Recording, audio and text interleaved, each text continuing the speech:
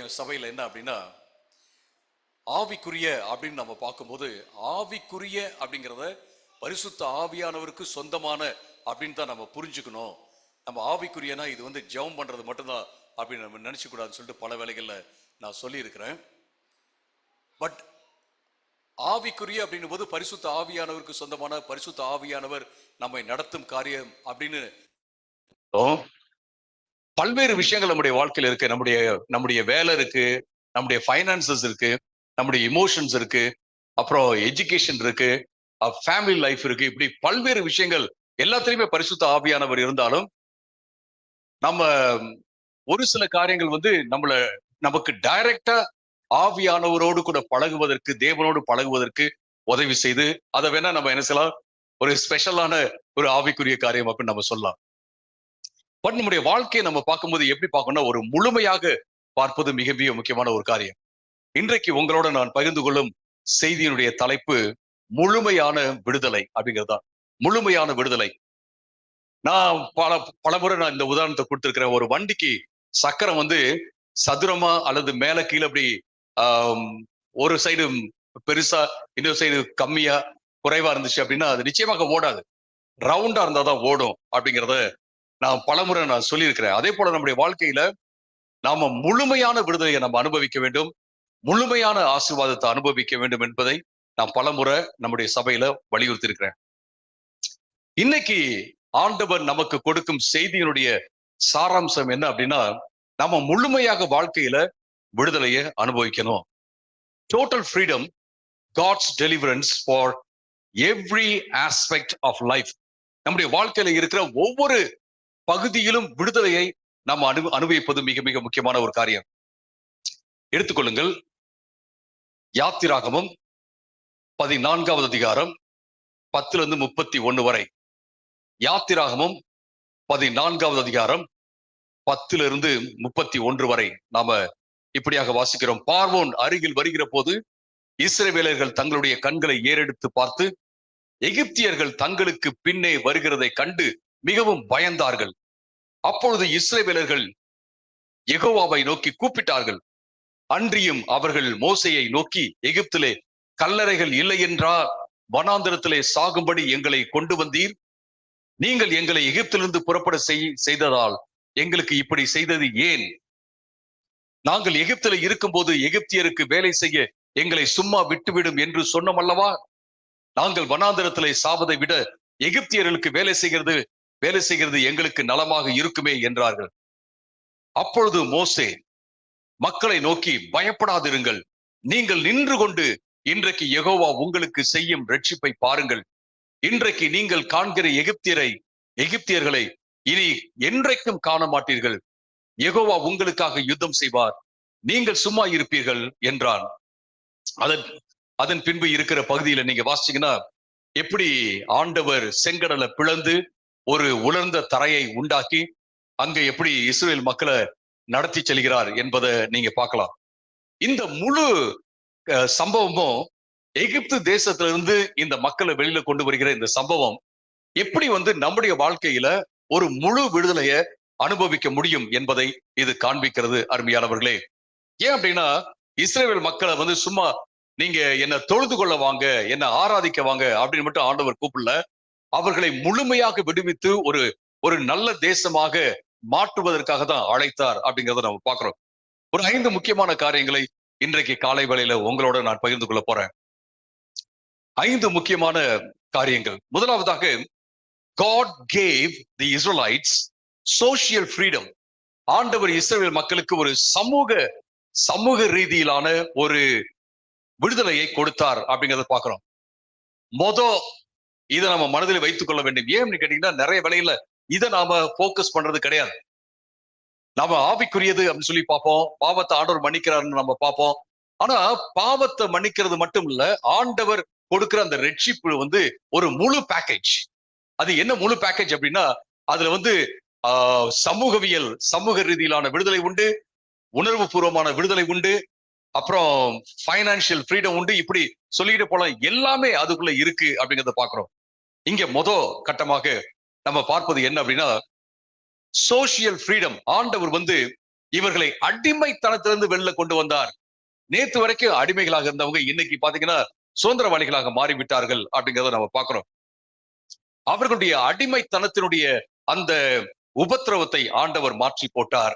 அவங்களுக்கு ஒரு பெரிய விடுதலையை கொடுத்தார் அப்படிங்கிறத பாக்குறோம். சிஸ்டமேட்டிக்கா அவங்க உபத்திரவத்துல போடப்பட்டாங்க.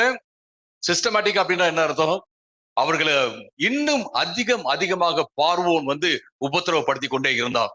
அவங்களுடைய வேலைய லகுவா இருந்துச்சு அப்படின்னா அதை இன்னும் கடினப்படுத்தினா, அப்புறம் ஆண் பிள்ளைகள் எல்லாம் சாகடிக்கப்படணும்னு சொல்லிட்டு ஆண் பிள்ளைகள் எல்லாம் சாகடிச்சா, அதாவது ஃபியூச்சர்ல இந்த மக்களுக்கு எந்த விதமான ஒரு ஆதாரமும் இருக்கக்கூடாது, உதவியும் இருக்கக்கூடாது அப்படிங்கிற மாதிரி அவன் யோசித்து சிஸ்டமேட்டிக்கா பிளான் பண்ணி இந்த இஸ்ரவேல் மக்களை அழிக்க அவன் முற்பட்டான். ஆனா ஆண்டவர் அந்த அழிவுல இருந்து இவர்களை வெளியில கொண்டு வந்தார் அப்படின்றத பாக்குறோம். அருமையானவர்களே, நீங்க இப்ப பார்த்திருப்பீங்க, யூடியூப் பாக்குறவங்க எல்லாம், இங்க யூடியூப் பார்க்காதவங்க யாரும் இருக்க மாட்டாங்கன்னு தான் நினைக்கிறேன். யூடியூப் பாக்குறவங்க நீங்க பார்த்திருப்பீங்க, மகாவிஷ்ணு அப்படிங்கிறவர் அவர் எப்படி ரீஇன்கார்னேஷனை பத்தி நம்ம எப்படி மறுபடியும் பிறக்கிறோம். இன்னைக்கு மக்கள் கஷ்டப்படுறதுக்கு, இன்னைக்கு ஏழைகளாக இருக்காங்க அப்படின்னா, அழகா இல்லை அப்படின்னா, முடமா இருக்காங்க அப்படின்னா, போன ஜென்மத்துல ஏதோ பாவம் செஞ்சிருக்காங்க, அதனாலதான் இப்படி எல்லாம் அவங்க இருக்கிறாங்க அப்படின்னு சொன்னதும் அதுக்கு எதிரான பதில்கள் வருவதும் நீங்க யூடியூப்ல பார்த்திருப்பீங்க. பைபிள்ல நம்ம என்ன பாக்குறோம் அப்படின்னா, நிச்சயமாக அப்படி ஒரு காரியமே கிடையாது. நீங்க போன ஜென்மத்துல ஜென்மங்கள் பல அப்படின்னு ஒண்ணுமே கிடையாது. ஒரே ஒரு தடவை நம்ம வாழ்வதும், ஒரு தடவை சாகிறதும், அதுக்கப்புறம் நேரா ஆண்டவருக்கு முன்பாக நிற்பதும் தான். நாம நிச்சயமாக உயிரோடு எழும்புவோம் அப்படிங்கிறது வசனத்தை இருக்கு. இந்த மறு ஜென்மம் அப்படிங்கிறது கிடையவே கிடையாது. புனர்ஜென்மம், மறு ஜென்மம் அப்படிங்கிற காரியம் பைபிள்ல இல்ல அப்படிங்கிறத பாக்குறோம். அதே போல போன ஜென்மத்துல நம்ம புண்ணியம் செஞ்சதுனால இன்னைக்கு நல்லா இருக்கிறோம், அல்லது போன ஜென்மத்துல நம்ம பாவம் செஞ்சதுனால இன்னைக்கு கஷ்டப்படுறாங்க அப்படிங்கிறதும் பைபிள்ல கிடையவே கிடையாது. பைபிள்ல கிடையாது. ஆனா இந்த இந்த காரியம் இருக்கு இல்லைங்களா, இந்த கருத்து நம்முடைய சைக்கில, நம்முடைய மனசுல இருக்கிறதுனால, பல ஆயிரம் வருடங்களாக இது இருந்ததுனால என்ன ஆச்சு அப்படின்னா, கஷ்டப்படுறவங்களுக்கு நம்ம உதவி செய்யணும்னு சொல்லிட்டு நம்ம முன்னாடி தேடல. மிஷனரிங்க வர வரைக்கும் நம்ம என்ன செய்யலன்னு கேட்டீங்கன்னா, லெப்ரசி இருக்கா, ஒருத்தனுக்கு குஷ்டரோகம் இருக்கா, அவன் அவனுக்கு ஏதாவது நம்ம உதவி செய்யணும் அப்படின்னு நமக்கு தோணல. ஏன் அப்படின்னா, அவன் கஷ்டப்படுறான் அப்படின்னா போன ஜென்மத்துல ஏதோ அவன் பாவம் செஞ்சா, அதனாலதான் அவன் கஷ்டப்படுறான். இது எல்லாமே ஒரு மாயை தான். நீங்க நினைச்சாலும் ஒண்ணும் பண்ண முடியாது. It's all illusion. ஒருத்தன் கஷ்டப்படுறான் அப்படின்னா அது இலூஷன். அவன் போன ஜென்மத்துல ஏதோ பண்ணிருக்கான். என்ன பண்றது, அந்த அந்த பாவம் புண்ணியம் அப்படிங்கறதெல்லாம் இருக்கு அப்படின்னு சொல்லிட்டு நாம நினைச்சதுனால நாம பல்வேறு விதங்கள்ல இந்த இந்திய தேசத்துல ஒரு சமூக ரீதியிலான விடுதலை நம்ம கொண்டு வர முடியாம நம்ம தவிச்சிட்டு இருந்தோம். அப்பதான் காஸ்பல்னு ஒண்ணு வருது, சுவிசேஷன் ஒண்ணு வருது. சுவிசேஷம் ஒரு பெரிய விடுதலையை இந்தியாவுக்கு கொடுத்தது அப்படின்னு நம்ம சொல்ல முடியும். அருமையானவர்களே, இன்னைக்கு நிறைய பேர் மிஷனரிஸ் அந்த காலத்து மிஷனரிகள் வில்லியம் கேரி அப்புறம் இன்னும் பலரை தாக்கி பேசுறாங்க. இவங்கெல்லாம் என்ன பண்ணாங்க சிலர்லாம் சொல்றாங்க. ஈவன் இந்த மகாவிஷ்ணுவே சொல்றாரு, மிஷனரிகள்லாம் வந்துதான் அன்றைக்கு இருந்த ஓலையில இருந்த சில மந்திரங்களை எல்லாம் அவர்கள் எரித்து விட்டார்கள் அப்படின்னு சொல்றதெல்லாம் நீங்க கேள்விப்பட்டிருப்பீங்க. ஆனா மிஷனரிகள் வந்ததுனாலதான் பெண்களுக்கு விடுதலை வந்தது. மிஷனரிகள் வந்ததுனாலதான் பெண்கள் சரியாக ஆடை அணிய ஆரம்பித்தார்கள். மிஷனரி வந்ததுனாலதான் ஒரு பப்ளிக் ஸ்கூல் சிஸ்டம் இந்த தேசத்துக்கு வந்ததுன்னு சொல்லி பாக்குறோம். ஏன் அப்படின்னா அவங்க எல்லாரும் விசுவாசித்தாங்க, மனுஷங்க ஆவிக்குரிய விடுதலை மட்டும் இல்ல, சமூக ரீதியில மக்களுக்கு விடுதலை வேணும் அப்படின்னு விசுவாசிச்சாங்க. நாம எல்லாரும் கொரியாவை பத்தி பேசுவோம். கொரியாவில தான் பெரிய பெரிய சபைகள்லாம் இருக்கு. பிரஸ்பிடேரியன் சபை அப்படின்னா பெரிய சபை அங்கதான் இருக்கு. அசம்பிளிஸ் ஆஃப் காட் அப்படின்னா அதுதான் அங்கதான் பெரிய சபை இருந்துச்சு, இப்ப வேற ஒரு இடத்துல இருக்கு. நீங்க மெத்தடிஸ்ட் சர்ச் பாத்தீங்கன்னா பெரிய சபை கொரியாவில், சவுத் கொரியாவில் இருக்கு. எப்படி இவ்வளவு பெரிய ரிவைவல் வந்துச்சு, இவ்வளவு பெரிய சபைகள்லாம் அங்க வந்துச்சு, 40% மேலானவர்கள் எல்லோரும் கிறிஸ்தவர்கள், எப்படி அப்படின்னு சொல்லிட்டு நீங்க யோசிக்கலாம். ஆனா இதுக்கு பின்பாக ஒரு பெரிய கதையே இருக்கு. என்ன அப்படின்னா, காம்யூனிசம் தலை ஓங்கி இருந்த போது அவங்க எல்லாம் மக்களை பிடிச்சி ஜெயில போட்டாங்க. அப்ப புத்திஸ்டையும் போட்டாங்க, கிறிஸ்தவர்களையும் போட்டாங்க. கிறிஸ்தவர்கள் இப்படியாக சொல்ல ஆரம்பிச்சாங்க, நாங்க பைபிள்ல பாக்குறோம், ஆண்டவர் எகிப்து தேசத்திலிருந்து மக்களை வெளியில கொண்டு வந்தாரு, அடிமைகளா இருந்தவங்களை வெளில கொண்டு வந்தாரு. சமூக ரீதியிலும் அவர்களுக்கு விடுதலையை கொடுத்தாரு. அதே போல தன்னுடையவர்களாகவும் அவர்களை வைத்துக் கொண்டார் அப்படின்ற காரியத்தை அவங்க சொல்ல சொல்ல எல்லோரும் யோசித்தாங்க, ஓ இப்படியா? அதாவது மோட்சத்துக்கு கொண்டு போறது மட்டுமல்ல, இந்த உலகத்துல இருக்கும் போதே மக்களுக்கு சமூக ரீதியாக சோசியல் ஃப்ரீடம் கொடுக்கிற தேவன் இப்படி ஒருத்தர் இருக்கிறாரு பைபிள்ல அப்படிங்கறத அவங்க புரிஞ்சுக்கிட்டாங்க. திடீர்னு கம்யூனிசம் வந்து அதாவது தூக்கி எறியப்பட்டது, நல்லாட்சி வந்தது, எல்லாம் யோசிக்க ஆரம்பிச்சாங்க, ஓ இந்த கடவுள் தான் நாட்டுக்கு அப்படின்னு சொல்லி நிறைய பேர் ஜெபம் பண்ணாங்க, எழுப்புதல் வந்தது. அதோடு சேர்ந்து மக்களுடைய கருத்துல மனசுல ஏற்கனவே சமூக ரீதியாகவும் விடுதலை தருகிறவர் இந்த தேவன் என்பது அவங்க மனசுல இருந்துச்சு. அருமையானவர்களே, ரீஇன்கார்னேஷன் அப்படிங்கிறது பைபிள்ல கிடையாது. வர்ணாசிரமம் அப்படிங்கிறது பைபிள்ல கிடையாது. அப்கோர்ஸ் நம்ம எல்லோருக்கும் பல்வேறு திறமைகள் இருக்கு. நான் என்ன மாதிரி நீங்க கிடையாது, உங்களை மாதிரி நான் கிடையாது. நாம எல்லோரும் வித்தியாசமானவர்கள். ஆனா நம்ம எல்லோருமே ஆண்டவருடைய சமூகத்துல சம தகுதி பெற்றவர்கள். அதை நான் அடிக்கடி இங்க திருவிருந்த நேரத்தில் நான் சொல்லியிருக்கிறேன். எல்லோரும் ஆண்டவருடைய சமூகத்துல, ஆண்டவருடைய பார்வையில சம தகுதி பெற்றவர்கள். ஆண்டவர் இவ்வளவு பெரிய விடுதலைய இந்த மக்களுக்கு கொடுத்தார். நேத்து வரைக்கும் அவங்க வந்து அடிமைகளாக இருந்தாங்க, பார்வோனுடைய கட்டுல இருந்தாங்க.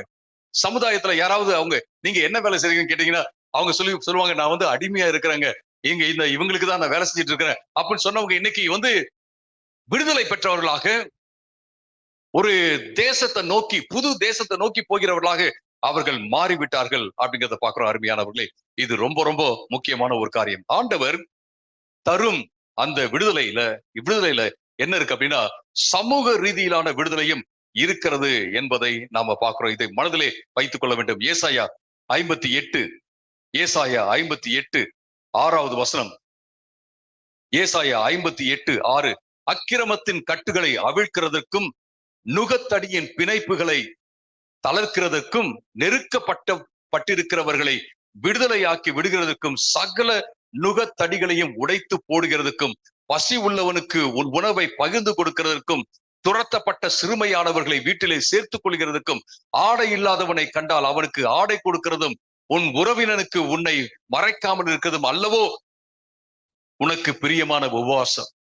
நாம எத்தனை உபவாசம் எடுத்து எவ்வளவுதான் நம்ம ஜெபம் பண்ணாலும் மற்றவர்களை மதிக்காம போனோம் அப்படின்னம்னா, மற்றவர்களுக்கு தர வேண்டிய மதிப்பை தராமல் போனோம் என்றால், மற்றவர்களை ஒடுக்குகிறவர்களாக நம்ம இருப்போம் என்றால், மற்றவர்களை கீழாக பார்ப்பவர்களாக இருப்போம் என்றால், மற்றவர்களுக்கு உதவி செய்யாதவர்களாக நம்ம இருப்போம் என்றால், எந்த உபவாசம் எடுத்தாலும் என்னது அது சரியான உபவாசமே இல்லை. அதுக்கு பதிலா நீங்க பசி உள்ள ஒரு ஆளுக்கு நீங்க சாப்பாடு கொடுத்தீங்கன்னா போதும், அதே ஒரு உபவாசம் தான். அதான் பிரியமான உபவாசம் சொல்றாரு. ஆடை இல்லாதவனுக்கு ஆடை கொடுத்தா போதும். நுகத்தடியை சுமந்துட்டு அப்ரஸ்டா இருக்கிறவன், அதாவது கஷ்டப்பட்டு இருக்கிறவனுக்கு ஏதோ ஒரு விதத்துல நம்ம உதவி செஞ்சோம்னா போதும், அதுவே உபவாசம் அப்படின்றத நம்ம பார்க்கணும். உபவாசம்னா என்ன? ஆண்டவருக்கு பிரியமான காரியம். நாம ஆண்டவர் மேல ஒரு பற்று வச்சிருக்கோம் அப்படிங்கிறத காட்டும் ஒரு காரியம். இதையெல்லாம் செய்யறதுக்கு தான் ஆண்டவர் இந்த உலகத்துல வந்தாருன்றத பார்க்கும். அருமையானவர்களே, மிக முக்கியமான ஒரு காரியம். உங்களுக்கு ஒரு ஃப்ரெண்ட் இருக்காருன்னு வச்சுங்களேன்.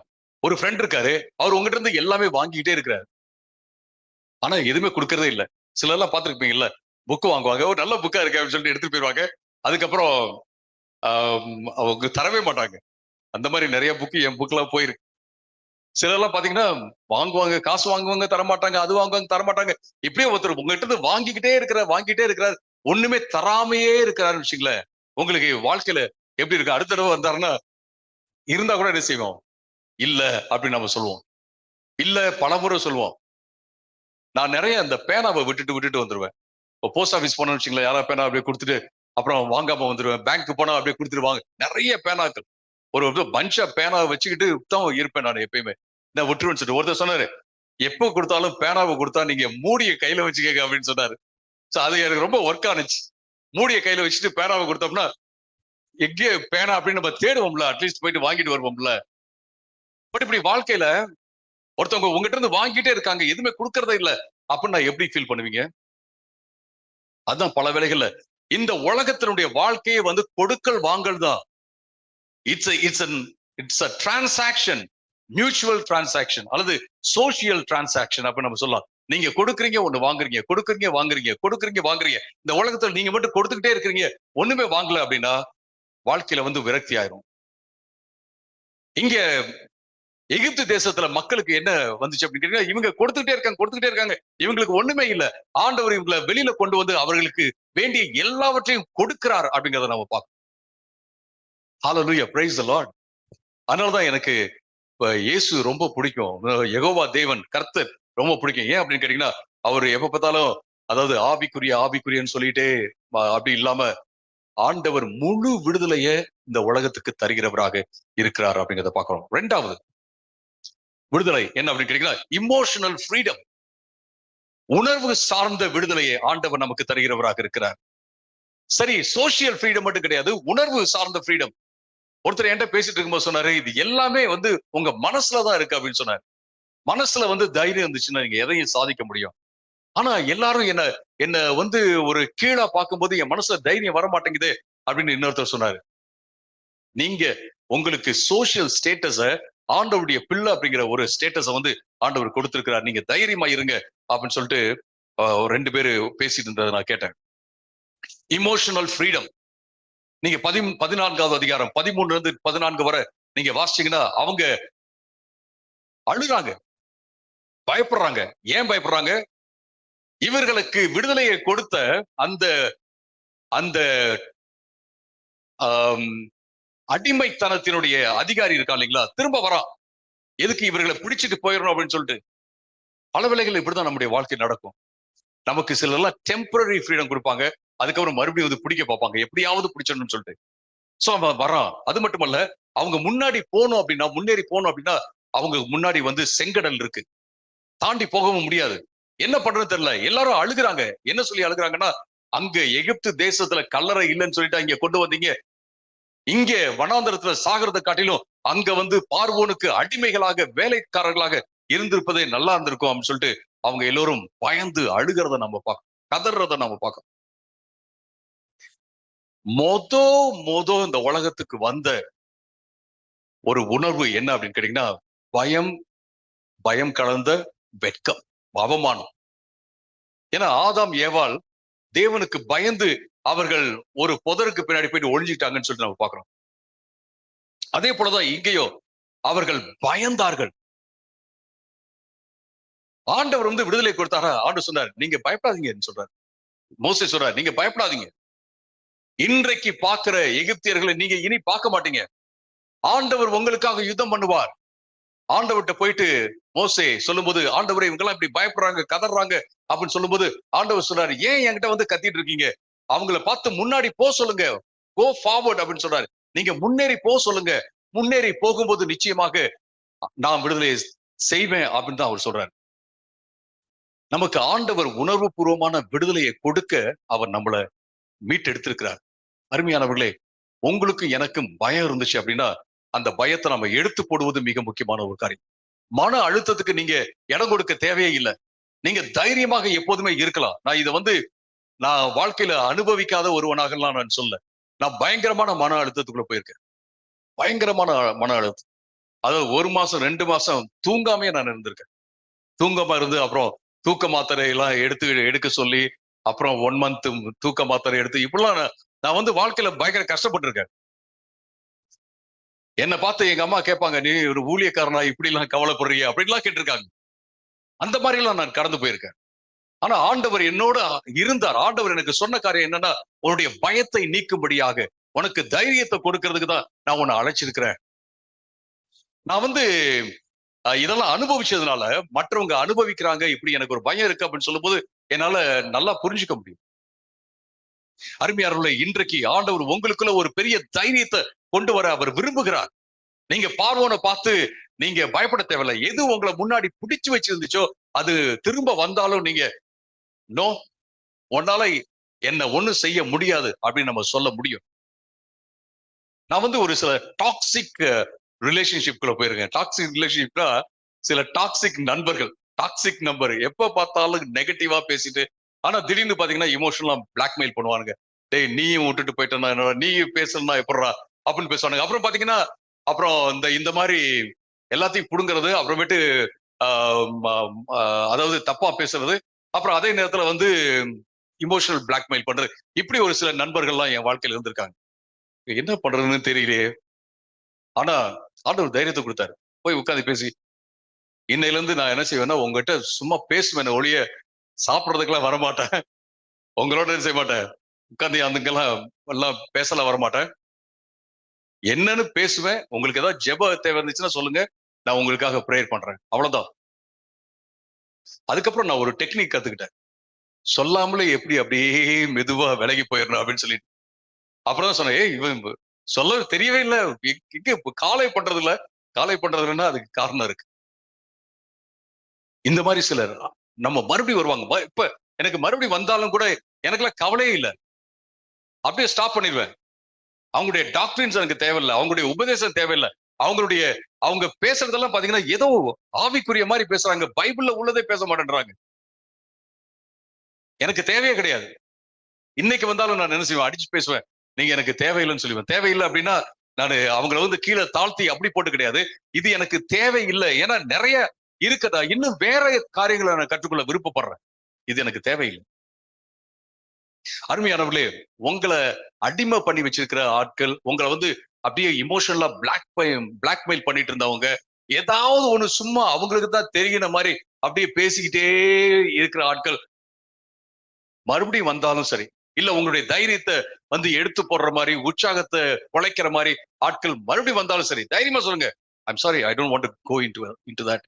இதுக்குள்ள நான் போக விருப்பப்படல, இதை பத்தி நான் பேச விருப்பப்படல, வேற ஏதாவது பேசுவோம், நியூட்ரலா ஏதாவது பேசுவோம், அது கொஞ்ச நேரம் பேசுவோம், அதுக்கப்புறம் நம்ம போயிடுவோம். அவ்வளவுதான். தைரியமா இருக்கணும்.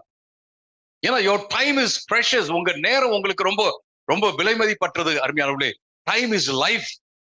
இது ரொம்ப முக்கியமானது. இது வந்து சாதாரண நண்பர்கள் மட்டுமல்ல, சின்ன சின்ன காரியத்துல மட்டுமல்ல, ஒருவேளை பெரியவர்களாக இருக்கலாம், சில மென்டர்ஸா இருக்கலாம், அல்லது வேலை ஸ்தலத்துல இருக்கிற ஒரு பெரிய அதிகாரியா கூட இருக்கலாம்.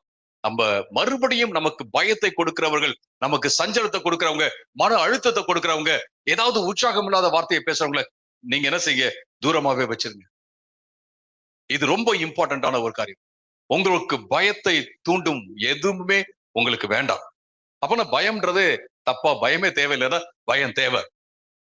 நல்ல பயம் ஒண்ணு இருக்கு, அது தேவை. கெட்ட பயத்தை கொடுக்கிறவங்களை தள்ளி வச்சிருங்க.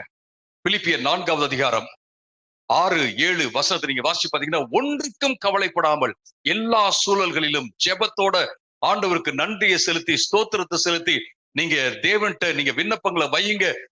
உங்களுடைய புத்திக்கு எட்டாத அந்த சமாதானம் உங்க இருதயத்தை ஆளும் சொல்லிட்டு பார்க்கணும்.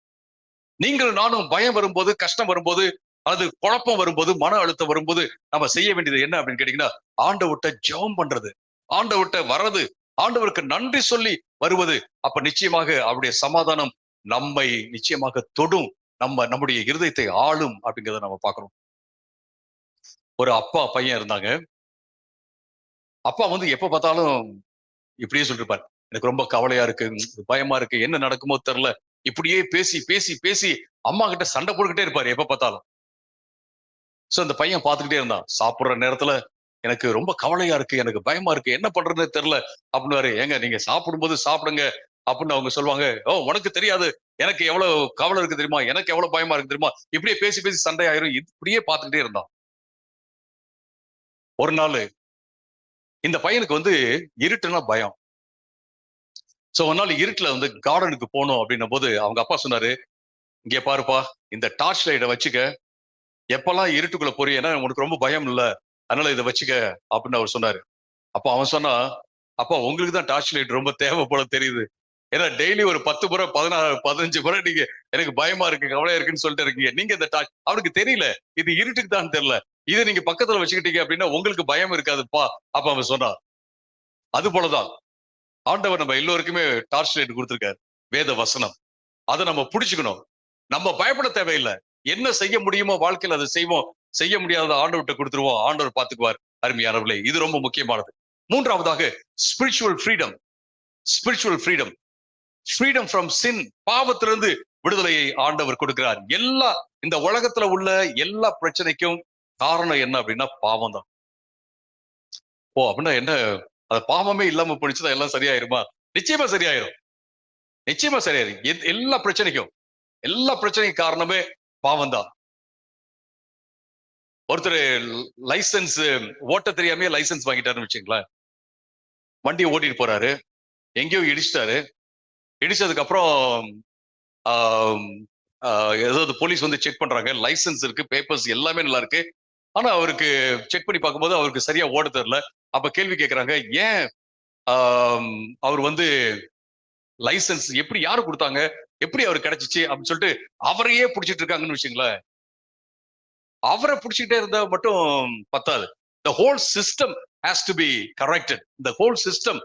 அதுல பாத்தீங்கன்னா லைசன்ஸ் இது போட்ட தெரியாதாலும் சரி, ஓகே இப்படி இப்படி இப்படி பேசி அவங்க லைசன்ஸ் கொடுத்து அப்புறமேட்டு கடைசியில இடிச்சு ஆக்சிடென்ட், இவரு அடிப்பட்டது மட்டும் இல்ல, இன்னொருத்தன் அடிபடுறான். இப்படி எல்லாம் ஆகுறதுக்கு காரணம் என்னன்னு கேட்டீங்கன்னா, இது எல்லாமே என்னது, அந்த சிஸ்டம். அந்த சிஸ்டம் ஏன் இருக்கு அப்படின்னு பார்த்தோம்னா, அந்த சிஸ்டத்துக்கு மத்தியில இருக்கிறது கோர் என்ன அப்படின்னா பாவம்.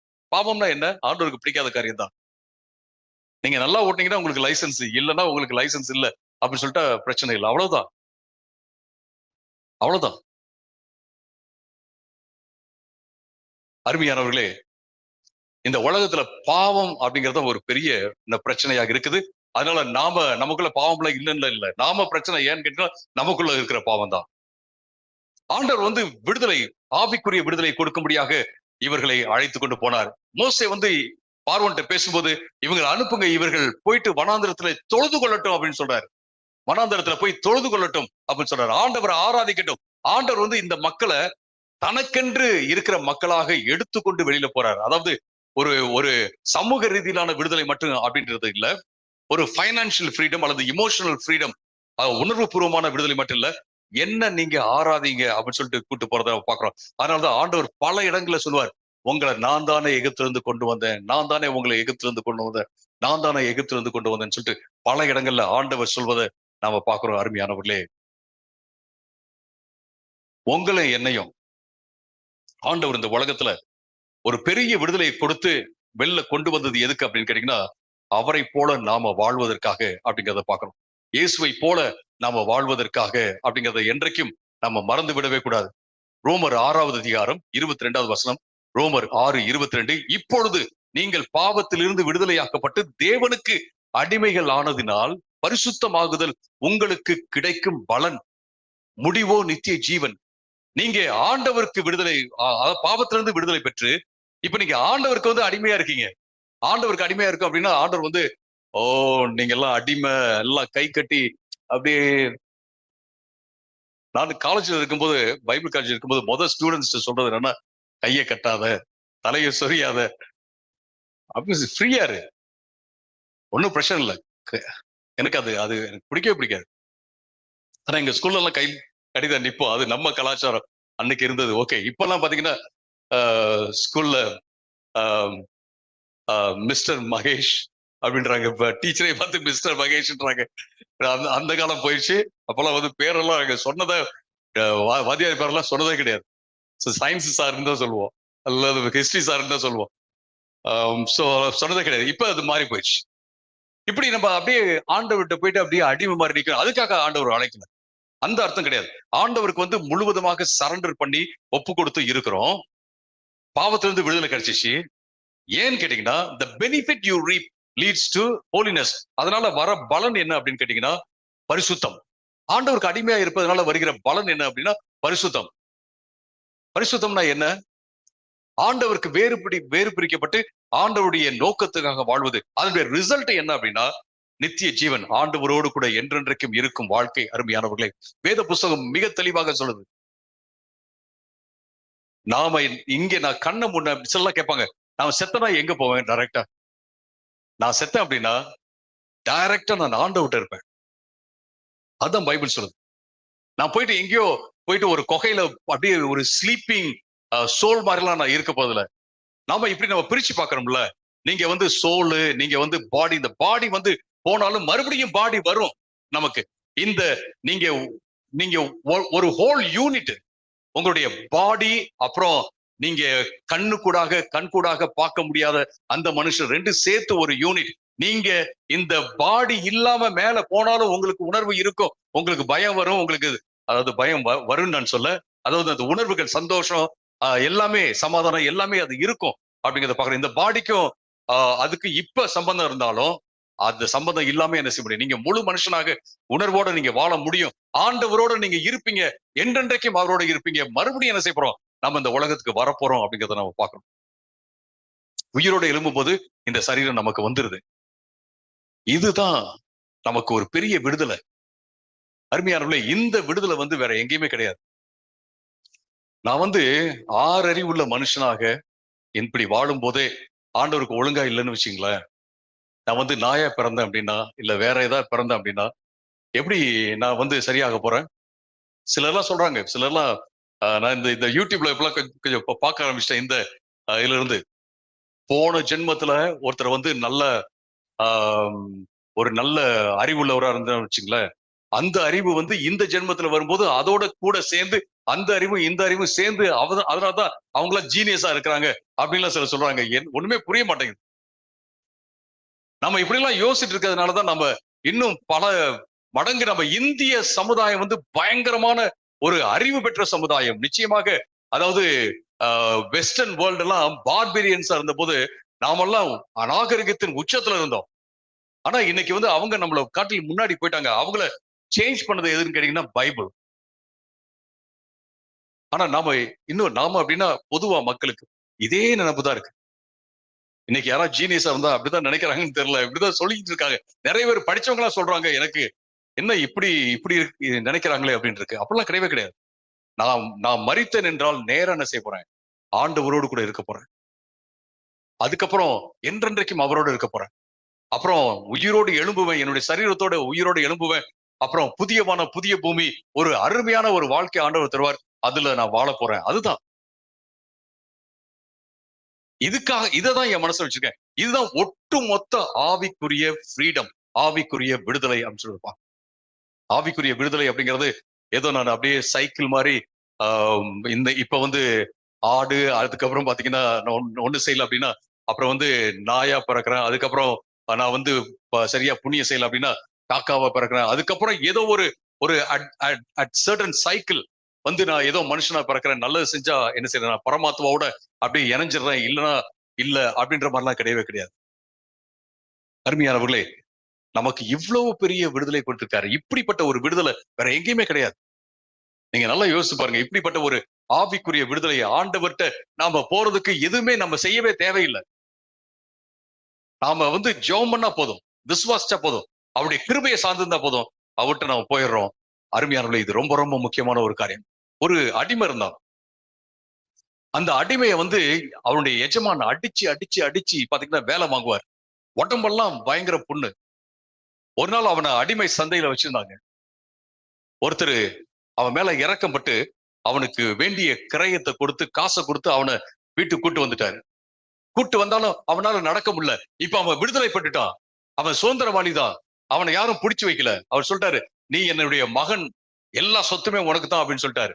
சோ ஆனா அவனுக்கு அடி வாங்கி வாங்கி உடம்பெல்லாம் காயமா இருக்கு. கொஞ்சம் கொஞ்சமா அவனுக்கு எல்லாம் சுகமாகுது, சுகமாகுது, சுகமாகுது, சுகமாகுது, எல்லாமே சுகமாயிடுச்சு. ஆனா ஒரு சுதந்திரவாளி போல அந்த அதாவது இவனை கிரயம் கொடுத்து கொண்டு வந்தாரு இல்லைங்களா, தத்து எடுத்துட்டாருல, அவருடைய பையன் அப்படிங்கிற அந்த உணர்வுல அவன் ஃப்ரீயா போய் சாப்பிடல, அவன் ஃப்ரீயா அந்த அந்த மாளிகையில உலாவி வரல, எதையுமே செய்யல. இன்னும் அவன் என்ன பயந்துகிட்டே ஒரு அடிமை மாதிரியே இருந்தான். சாப்பிடலாமா வேண்டாமா அப்படின்னு அப்படியே யோசிச்சுட்டே இருக்கிறான். அப்ப அவர் சொன்னாரு, உனக்கு இந்த புண்ணெல்லாம் ஆறி போயிடுச்சு, ஆனா உள்ளத்துல உள்ள புண்ணு ஆறல, நீ என்னுடைய மகன் அப்படிங்கிறத மறந்துடாத அப்படின்னு அவர் சொன்னாரு. இதுதான் நம்ம பைபிள்ல பாக்குறோம். நம்ம ஆண்டவருக்குள்ள வரும்போது, ஆண்டவர் நம்மளை கொண்டு வரும்போது நமக்கு நிறைய காயங்கள்லாம் இருக்கு. நம்ம உடனே ஓவர் நைட் அப்படியே ஃபுல்லா மாறிடுறதெல்லாம் கிடையாது. நம்ம கொஞ்சம் கொஞ்சமா மாறிக்கிட்டே இருக்கோம். இயேசுவை போல மாறிக்கிட்டே இருக்கிறோம். அப்ப ஒவ்வொன்றா ஆற என்ன கேட்டீங்கன்னா, எந்த எந்த ஸ்டேட்டஸ்ல ஆண்டவருடைய பிள்ளையாக நம்மளை வச்சிருக்காரோ அதை நம்ம அனுபவிக்கணும். 100% விசுவாசிக்கணும். விசுவாசிச்சு நம்ம அவருக்குள்ள வாழ்வது ரொம்ப முக்கியமான ஒரு காரியம். Your chains are broken. Get up and walk. உங்களுடைய சங்கிலி எல்லாம் உடைஞ்சிருச்சு, எழும்பி நடங்க. எழும்பி நடங்க. இன்னும் என்னென்னலாம் நீங்க ஆவிக்குரிய காரியத்தில் நீங்க அனுபவிக்கலையோ அதெல்லாம் நீங்க அனுபவிங்க. ஒருத்தர் என்கிட்ட பேசியிருந்தாரு, நான் பல்வேறு பல்வேறு காரியங்கள் நான் சொல்லிட்டே இருக்க முடியும். நான் ஒரு ஜெபத்தை பத்தி ஒரு கிளாஸ் எடுத்துட்டு இருந்தேன். அப்ப ஜெபத்தை பத்தி கிளாஸ் இருக்கும்போது ஒருத்தர் கேட்டாரு, பரலோகத்துல ஜெப கூட்டம்லாம் இருக்குமா? அவர் ஜெப கூட்டம்லாம் நடத்துறவர். நான் சொன்னேன், ரொம்ப டஃப்பான காரியம், சபையிலேயே டஃப்பான ஒரு காரியம் என்னன்னு கேட்டீங்கன்னா ஜெபம் நடத்துறதுதான்.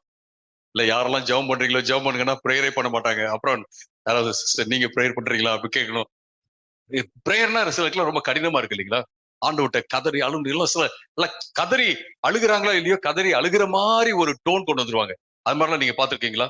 ஆண்டவரே அப்படின்ட்டு அப்படியே ஒரு மாதிரி உங்க கண்ணு தண்ணிலாம் வராது. சிலர் பிரசங்கம் பண்றதும் அப்படிதான் பண்ணுவாங்க. ஆனா கண்ணு தண்ணிலாம் வராது. அந்த மாதிரி ஒரு டோன் கொண்டு வந்தாதான் ஒரு ஒரு ஒரு ஆவிக்குரிய ஜெபம் அப்படின்னு நினைச்சுக்கிறாங்க. இது வந்து உண்மையிலேயே ரொம்ப கஷ்டப்படுறாங்கன்னு நினைக்கிறேன். ஜெபம் பண்றதுக்கு மக்கள். ஜெபம் பண்றது வந்து சாதாரணமா ஆண்டவர்ட்ட பேசுறது. ஆனா ஆண்டவர்ட்ட கேட்கிறதோ, ஆண்டவர்ட்ட போராடுறதோ இதெல்லாம் பரலோகத்துல இருக்காது. ஏன்னு கேட்டீங்கன்னா, அவரோட நம்ம டைரக்டா கான்வர்சேஷன்ல ஃபெலோஷிப்ல இருக்கிறோம். நான் அவர்கிட்ட சொன்னேன், உங்களுக்கு பிரேயர் மீட்டிங்லாம் பரலோகத்துல நடத்தவே தேவையில்லை. நம்ம புதிய வானம் புதிய பூமி அந்த உலகத்துக்கு வரும்போது நமக்கு பிரேயர் மீட்டிங்லாம் இருக்காது. சிலர்லாம் சொல்லுவாங்க இல்லைங்களா, நம்ம பரலோகத்துக்கு போனோம் அப்படின்னம்னா எப்போதுமே துதிச்சுக்கிட்டே இருப்போம், துதி ஆராதனை இருந்துகிட்டே இருக்கும் இருந்துகிட்டே இருக்கும் அப்படின்னு கேள்விப்பட்டிருக்கீங்களான்னு தெரியல. நிறைய பேர் சொல்றதை நான் கேள்விப்பட்டிருக்கேன். துதி ஆராதனை இருந்துகிட்டே இருக்கும். நீங்க நினைச்சு பாருங்க, இங்கேயே துதி ஆராதனை 24 hours இருந்துச்சுன்னா நீங்க என்ன பண்ணுவீங்க? சமாளிக்க முடியாது. அங்க வேற ஒண்ணுமே இல்ல. துதி ஆராதனை. அருமையானவர், நான் சொல்றேன், பைபிள் படி சொல்றேன். பரலோகத்துல நார்மல் லைஃப், ஆனா சந்தோஷமா சமாதானமா இருக்கும். புதிய வானம் புதிய பூமி வாழ்க்கையில நார்மல் லைஃப் இப்ப இருக்கிற மாதிரியே இருக்கும். இப்ப இருக்கிற மாதிரினா இப்படி இல்லாம உட்காந்துட்டுலாம் இருக்க போறதில்ல, கஷ்டத்துல வியாதியில அப்படிலாம் இருக்க போறதில்ல. நார்மல் லைஃப் முழு ஆரோக்கியத்தோட சமாதானத்தோட சந்தோஷத்தோட எல்லாமே. நீங்க சாப்பிடறதுனா சாப்பிடுவீங்க. அங்க சாப்பிடறதெல்லாம் இருக்கு. 1000 வருட அரசாட்சியும் சரி, புதியவான புதிய பூமியும் சரி, சாப்பிடுறது இருக்கு. ஆனா பசி இருக்காது. ஆனா நம்ம சாப்பிடுவோம். அது ருசிக்காக சாப்பிடுவோம்னு நினைக்கிறேன். அந்த இலையெல்லாம் சாப்பிடுறவங்க, அந்த ஜீவ விருட்சத்துடைய இலையை சாப்பிடுறவங்க ஆரோக்கியமா இருப்பாங்கன்னு நம்ம பாக்குறோம். அருமையானவர்களே, எல்லாமே இருக்கு. இது வந்து சும்மா ஒரு ஒரு long long long praise and worship service மாதிரிலாம் இருக்கவே இருக்காது. இத நான் சொல்லும் போது பாத்தீங்க அப்படின்னா, என்ன பைபிள்ல என்ன எங்க இருக்குன்னு கேட்பாங்க. நான் சொல்லுவேன், பைபிள்ல எங்க இருக்கு? எப்ப பார்த்தாலும் துதிச்சுக்கிட்டே ஒரு பெரிய long praise and worship service இருக்குன்னு எங்க இருக்கு? இல்ல தூதர்கள் எல்லாம் அவங்க சொல்றாங்களே போற்றி பாடுறாங்க. ஆமா போற்றி பாடுறாங்க. எப்ப பார்த்தாலும் போற்றி பாடிட்டே இருந்தாலும் கூட அது வந்து ஒரு சர்வீஸ் மாதிரி எல்லாம் இருக்காது. இப்ப நீங்க ஒருத்தவங்களை அப்ரிஷியேட் பண்றீங்க அப்படின்னா, எப்ப பார்த்தாலும் நன்றி நன்றி நன்றி நன்றின்னு சொல்லிட்டே இருந்தீங்க அப்படின்னா, கொஞ்சம் தயவு செய்து நிறுத்துங்க அப்படின்னு சொல்லிடுவாங்க. ஆனா இது ஒரு ஒரு ஒரு ஐக்கியமான ஒரு வாழ்க்கை, ஆண்டவரோடு கூட உறவு வைத்திருக்கிற வாழ்க்கை. இதை சொல்லும் போது பாத்தீங்கன்னா பலருக்கு வந்து விடுதலை வருது. ஓ, ஜெபங்கிறது ஒரு ஹார்ட் ஒர்க் எல்லாம் கிடையாது. ஹார்ட் ஒர்க் தான், but we can also enjoy. ஆண்டவர் வந்து பிரைஸ் பண்றது, ஆண்டவரோடு கூட உறவு வச்சிருந்தோம்னாவே போதும். தன்னால பிரைஸ் வந்துகிட்டே இருக்கும். தன்னால ஆண்டவரை துதிக்கிறது வந்துட்டே இருக்கும். யாரும் துதிங்க துதிங்கன்னு சொல்லவே தேவையில்லை. ஒரு பெரிய விடுதலை, ஆவிக்குரிய விடுதலை ஆண்டவர் நிச்சயமாக நமக்கு கொடுத்திருக்கிறார். அருமையானவர்களே, இது ரொம்ப முக்கியமான ஒரு காரியம். நான்காவதாக relational freedom. Relational freedom. Relational ஃப்ரீடத்துல நம்ம என்ன பார்க்கிறோம்னு கேட்டீங்கன்னா, உறவு சார்ந்த மீட்பு அல்லது விடுதலை. நீங்க முன்னாடி வாசிக்கிற வசனத்துல யாத்திராகமம் 14 மோசேக்கு விரோதமா எழும்புறாங்க. மோசே கிட்ட போயிட்டு சத்தம் போடுறாங்க. ஆண்டவர்கிட்டையும் அவங்க வந்து கோவிச்சுக்கிறாங்க. ஆண்டவருக்கு விரோதமாவும் எழும்புறாங்க. ஆண்டவருக்கு விரோதமா முறுமுறுக்கிறாங்க. ஆனா நீங்க யாத்திராகமம் 14வது அதிகாரம் 30, 31 நீங்க வாசிச்சு பாத்தீங்க அப்படின்னா, அங்க இப்படியாக போடப்பட்டிருக்கிறது. மக்கள் மோசேக்கும் பயந்தார்கள், ஆண்டவருக்கும் பயந்தார்கள். அந்த உறவு வந்து மீண்டுமாக அங்கு கட்டி எழுப்பப்பட்டது அப்படிங்கிறத நம்ம பாக்குறோம். 14வது அதிகாரத்துல 30, 31 நம்ம இப்படியாக வாசிக்கிறோம். 30, 31 இப்படியாக யெகோவா அந்த நாளிலே இஸ்ரவேலர்களை எகிப்தியர்களின் கைக்கு தப்புவித்தார். கடல் கரையிலே எகிப்தியர்கள் செத்து கிடக்கிறதை இஸ்ரவேலர்கள் கண்டார்கள். யெகோவா எகிப்தியர்களில் செய்த அந்த மகத்தான செயல்களை இஸ்ரவேலர்கள் கண்டார்கள். அப்பொழுது மக்கள் யெகோவாவுக்கு, கர்த்தருக்கு பயந்து யெகோவாவிடத்திலும் அவருடைய ஊழியக்காரனாகிய மோசேயினிடத்திலும் நம்பிக்கை வைத்தார்கள். ட்ரஸ்ட் பண்ணாங்க. யாருக்கு விரோதமா அவங்க பேசினாங்களோ, யாருக்கு விரோதமாக அவர்கள் வந்து முறுமுறுத்தார்களோ அவர்கள் மேல நம்பிக்கை வச்சாங்க. உறவுனாவே நம்பிக்கை தான். நம்பிக்கை இல்லாம நம்ம ஒருத்தவங்களுக்குள்ள நம்ம உறவு வைத்துக் கொள்ள முடியுமா? நண்பர்களாக இருக்க முடியுமா? இல்ல உறவினர்களாக இருக்க முடியுமா? அல்லது நம்ம சபையில நம்ம இருக்க முடியுமா? இருக்கவே முடியாது. Trust is the main thing. இவர்கள் நம்பிக்கை வைத்தார்கள் அப்படிங்கிறத பாக்குறோம். அருமையானவர்களே, இது ரொம்ப ரொம்ப முக்கியமானது. கொலைசியர் 3வது அதிகாரம் 13ல, கொலைசியர் 3:13ல, நீங்க ஒருத்தவங்களை பொறுத்து கொள்ளுங்கள், ஒருத்தவங்களை மன்னியுங்க அப்படின்னு சொல்லிட்டு வசனம் சொல்லிக்கிறத பாக்குறோம். எப்படி மன்னிக்கணும் அப்படின்னா, கர்த்தர் எப்படி உங்களை மன்னிச்சாரோ அது போல நீங்க மன்னிங்கன்னு சொல்லிட்டு கொலைசியர் 3வது அதிகாரம் 13வது வசனத்துல நாம சொல்றதை பாக்குறோம். அவர்கள் சரி, பேசுறது பேசிட்டோம், நாங்களும் வாய்க்கு வந்த மாதிரி பேசிட்டோம், இப்ப நாங்க உங்களை நம்புறோம், கர்த்தருக்கு விரோதமா நாம பேசிட்டோம், இப்ப நாங்க உங்களை நம்புறோம்னு சொல்லிட்டு அவர்கள் நம்பிக்கை வைத்தார்கள் அப்படிங்கிறத பார்க்கணும். Next slide. இந்த படத்துல பாத்தீங்கன்னா ஒருத்தவங்க இன்னொருத்தவங்களை சார்ந்து மலையில ஏறுறத நம்ம பார்க்கணும். இந்த இந்த மலையில ஏறுற இந்த காரியத்துல ஒவ்வொருத்தரும் இன்னொருத்தவங்களோட கனெக்ட் ஆயிருக்காங்க. ஒருத்தவங்களை வெட்டி நீங்க கீழே போட்டீங்கன்னு வச்சுங்களேன், மற்றவங்களுக்கு கீழே விழுந்துருவாங்க. சொல்றாங்க இல்லைங்களா, ஒரு செயின்ல ஒவ்வொரு லிங்க்கும் ரொம்ப இம்பார்ட்டன்ட். அது போல நம்முடைய வாழ்க்கையில நம்ம எல்லோரோடும் ஒரு நல்லுறவு, இணக்கமான உறவு வைத்திருப்பது மிக மிக முக்கியமானது. ஒரு 100 காரியத்துல நம்ம அவங்களோட ஒத்து போகாட்டினாலும், ஒண்ணு ஒத்து போனாலும் பரவாயில்ல, அதன் மூலமாக அவங்களோட நம்ம பழகலாம், பேசலாம். அதுல எந்த தவறு இல்லை. ஆனா எல்லா உறவிலும் மையமானது எதுனா ட்ரஸ்ட், நம்பிக்கை. அவர்கள் நம்பிக்கை வைக்க ஆரம்பித்தார்கள் சொல்லி பார்க்கிறோம். ஐந்தாவது காரியம் என்னன்னா பர்பஸ்ஃபுல் ஃப்ரீடம். எதுக்கு ஆண்டவர் இவ்வளவு பெரிய விடுதலை கொடுத்திருக்காரு? சும்மா சரி நீங்க எல்லாம் போய் ஜாலியா விளையாடுங்க அப்படிங்கிறதுக்காகவா? இல்ல போயிட்டு நான் பாலும் தேனும் ஓடுகிற தேசம் நான் உங்களுக்கு தரேன், நீங்க அங்கெல்லாம் போயிட்டு என்ன வேணாலும் செய்யுங்க, ஒன்னும் பிரச்சனை இல்லை அப்படிங்கிறதுக்கா? இல்ல, ஒரு நோக்கத்தோடு இருக்கிற ஒரு ஃப்ரீடம், நோக்கத்தோடு இருக்கிற விடுதலை. எதுக்கு அப்படின்னு கேட்டீங்கன்னா, ஆண்டவருடைய மக்களாக, ஆண்டவருக்கு ஆசாரியர்களாக, வெளிச்சமாக இருப்பதற்கான ஒரு நோக்கத்தோடு கூட அவர்களை கொண்டு போனாரு அப்படின்றத நம்ம பார்க்கிறோம். Land was always a gift to the people. ஆண்டவர் கொடுத்த ஒரு கிஃப்ட் தான் அந்த நிலம், தேசம். இவங்க நல்லா இல்லை அப்படின்னா ஆண்டவர் நிச்சயமாக அந்த நிலத்தை எடுத்து போட்டுருவாரு அப்படின்றத நம்ம பார்க்கிறோம். எபேசியர் 2வது அதிகாரம் 11வது வசனத்துல இப்படியாக சொல்லப்படுகிறது. எபேசியர் 2:11, நாம எல்லோருமே ஆண்டவருடைய கைகளால செய்யப்பட்ட வேலைகள், ஹேண்டி ஒர்க். நீங்க ஒரு ஆர்ட் ஒர்க் பண்ணீங்கன்னா, ஹேண்டி ஒர்க் பண்ணீங்கன்னா, எம்ப்ராய்டரி பண்ணீங்கன்னா, இது நான் செஞ்சதாக்குன்னு காமிக்கிறீங்களா? அது போல ஆண்டவர் உங்களை குறித்து பெருமை உள்ளவராக இருக்கிறார். நீங்க ஸ்பெஷலான ஆட்கள், ஆண்டவரால உண்டாக்கப்பட்டவங்க. ஏன் அப்படின்னு கேட்டீங்கன்னா, நற்கிரியைகளை செய்வதற்காக, ஆண்டவருடைய காரியங்களை செய்வதற்காக அப்படிங்கிறத பாக்குறோம். இது ரொம்ப ரொம்ப இம்பார்ட்டன்டான விஷயம். அருமையானவர்களே, ஆண்டவர் நம்மளை விடுதலை செஞ்சது இந்த உலகத்துல நற்கிரியைகளை செய்வதற்காக, ஆண்டவருக்கு பிரியமான காரியங்களை செய்வதற்காக அப்படிங்கிறத நம்ம பாக்குறோம். ஒரு கப்பல் கடல்ல ஓடுது அப்படின்னா, அது சும்மா எங்கேயுமே இல்லாம அப்படியே சுத்தி சுத்தி சுத்தி போய்கிட்டே இருக்கு அப்படின்னா, அது எங்கேயுமே போய் சேராது. பட் அதுக்குன்னு ஒரு டெஸ்டினேஷன், அதுக்குன்னு ஒரு கோல் வச்சு, அது இப்பதான் நான் போறேன் அப்படின்னு சொல்லிட்டு போனுச்சு அப்படின்னா அது போகும். அதை நங்கூரத்தெல்லாம் எடுத்துட்டோம், ஃப்ரீ பண்ணிட்டோம் அப்படின்றதுக்காக அந்த கப்பல் எங்க வேணாலும் சுத்த முடியாது. அதே போலதான் நீங்களும் நானும். நம்முடைய வாழ்க்கையில ஆண்டவர் நங்கூரத்தை எடுத்துட்டாரு, நம்ம எந்த கட்டுக்குள்ளையும் இல்ல, ஃப்ரீ ஆக்கிட்டாரு. எதுக்கு அப்படின்னா ஆண்டவருடைய கிரியைகளை செய்வதற்காக அப்படிங்கிறது. முழு விடுதலை. நான் என்ன கேட்கிறேன் அப்படின்னு கேட்டீங்கன்னா, நீங்க ஒவ்வொரு நாளும் சிந்திக்கும் போது இந்த முழு விடுதலை அப்படிங்கிறத வச்சே நீங்க சிந்திங்க. என் வாழ்க்கையை நான் பிளான் பண்ணணும் அப்படின்னா, பைனான்சியல் காரியத்துக்காக, பொருளாதாரத்துக்காக நான் பிளான் பண்ணோம்.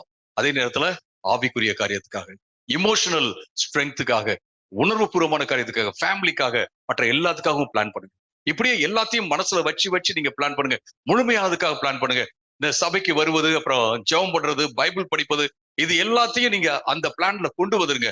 அதாவது எப்படி படிக்கிறது, எப்படி டிகிரி வாங்குறது அப்படிங்கிறதோட சேர்த்து எப்படி நம்ம வேலையில ப்ரொமோஷன் வாங்கலாம், அல்லது பிசினஸ்ல எப்படி இன்னும் கொஞ்சம் மேல போலாம் அப்படிங்கிறதுக்கு எல்லாம் நீங்க பிளான் பண்ணுங்க. அதுவும் ஆண்டவருக்கு பிரியமான காரியம் தான். அதோட சேர்ந்து எப்படி நம்ம ஆண்டவருக்காக ஏதாவது ஒரு ஊழியம் செய்ய முடியுமா, ஆண்டவருக்காக ஏதாவது ஒன்று பண்ண முடியுமா, எப்படி நம்முடைய ஆவிக்குரிய வாழ்க்கை, ஆண்டவரோட பழகுவது, ஆண்டவரோடு வைத்திருக்கிற அந்த உறவுல எப்படி நம்ம இன்னும் நல்லா வளர முடியும், இந்த சபை மற்ற காரியங்கள் எல்லாம் அதுக்கெல்லாம் உங்களுக்கு உதவி செய்யற ஒரு காரியம் தான். பைபிள் ஸ்டடி எப்படி, அதையும் நான் என்ன செய்வோம், எப்படியாவது இந்த பிளான்ல நம்ம கொண்டு வந்துடலாமான்னு சொல்லிட்டு எல்லாத்துக்கும் சேர்ந்த மாதிரியான ஒரு முழுமையான திட்டத்தை நீங்க போடுங்க. அவ்வளவுதான். நம்ம அக்டோபர், இப்ப செப்டம்பர்ல இருக்கோம் இல்லைங்களா, செப்டம்பர்ல இருக்கோம், அக்டோபர், நவம்பர், டிசம்பர், அவ்வளவுதான். அடுத்து 2025க்குள்ள போறோம். நம்ம ஆயத்தமாகிறது ரொம்ப ரொம்ப முக்கியமான ஒரு காரியம்.